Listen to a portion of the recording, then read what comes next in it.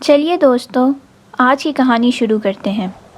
Year 1828 میں Scott land کے اندر human کیڈاورز یعنی کہ انسانی لاشوں کی کمی ہو گئی تھی، تو میڈیکل کالجز میں جہاں پر جو لوگ ڈاکٹرز بن رہے ہوتے ہیں ان کے پاس ایگزامن کرنے کے لیے کوئی بھی لاشیں نہیں تھیں، کیونکہ وہاں کی گورنمنٹ نے رول پاس کیا تھا کہ صرف کرمنلز کی باڈی یا پھر جو لاوارث لاشیں ہوتی ہیں ان کو استعمال کیا جا سکتا ہے۔ اسی لیے وہاں کی گورنمنٹ نے کہ کوئی قبروں میں سے لاشیں چوری مت کرے، ان کے اوپر ایک پروٹیکشن لگا دی تھی جس کو موت سیف کہتے ہیں۔ اور اسی وقت کی بات ہے، وہاں پر دو دوست رہا کرتے تھے، ہیری اور ولیم۔ ان کے گھر کے پاس ایک انکل رہتے تھے جن کو انکل اسکار کہتے تھے وہ لوگ۔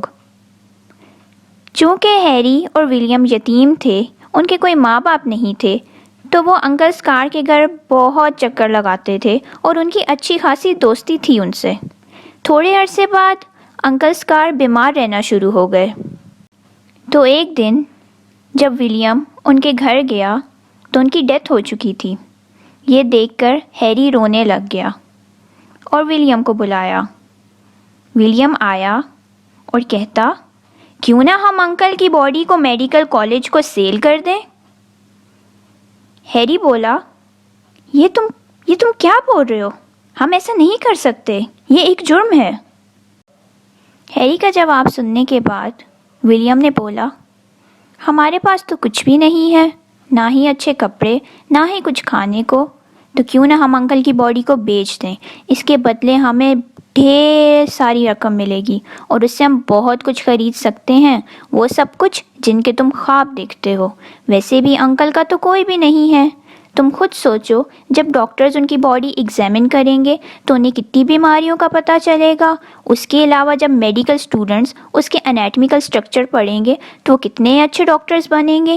یہ تو ہم انسانیت کی ہیلپ کر رہے ہیں، ایک بار ہی کی تو بات ہے، کون سا روز روز ہم یہ کام کر رہے ہیں۔ یہ سب سننے کے بعد ہیری لالچ میں آ گیا۔ انہوں نے انکل کی باڈی میڈیکل کالج کو بیچ دی اور اس کے بدلے انہیں ٹھیک ٹھاک پیسے مل گئے۔ انہوں نے خوب عیش کی اور چند دن بعد وہ پیسے ختم ہو گئے۔ اب ہیری اور ولیم کے پاس کچھ نہ تھا۔ جب ان کے حالات اتنے خراب ہوئے تو ان کے گھر کے پاس ایک بڑھیا رہتی تھی جو کہ ہمیشہ کھانستی رہتی تھی، تو ولیم نے ان کا مرڈر کر دیا اور اس کو مرڈر کرتے ہوئے ہیری نے دیکھ لیا۔ ہیری بولا، ولیم یہ تم نے کیا کر دیا ہے؟ تو ولیم بولا، میں نے تو آنٹی کی ہیلپ ہی کی ہے، ویسے بھی ہر ٹائم کھانستی رہتی تھی اور نہ ہی ان کا کوئی تھا، اور اب یہ لاش بھی ہم میڈیکل کالج کو بیچیں گے۔ یہ سن کر ہیری اور ولیم ایک دوسرے کی طرف دیکھ کر مسکرانے لگ گئے۔